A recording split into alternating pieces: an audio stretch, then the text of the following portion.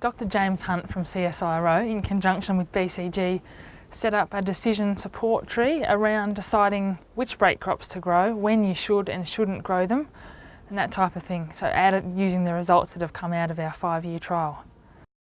Well, a typical example, so if we start off at the start here, I can't grow wheat in this paddock because of certain issues. So I might have root disease or grass weeds.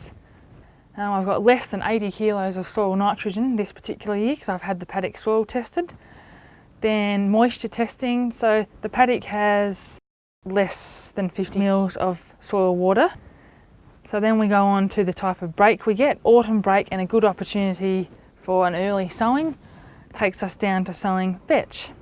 Whereas if the break had been later, peas might have been an option. But continuing on an early break vetch, then at springtime we can see what markets are doing, whether we want to cut for hay or brown manure or take it on to grain as a way of cleaning up any grass weed problems that might be in that paddock.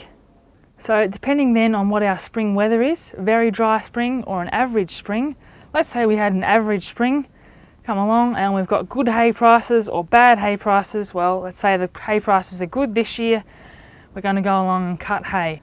Had hay prices not been as good, you might have brown manured it out to just leave fixed nitrogen there and then have sheep grazing it over summer. That's just one example across the whole page there about the different decisions that you could use this tool for in terms of deciding which break crop to grow and when to grow it and what end use you might use. It's a bit of a guideline basically.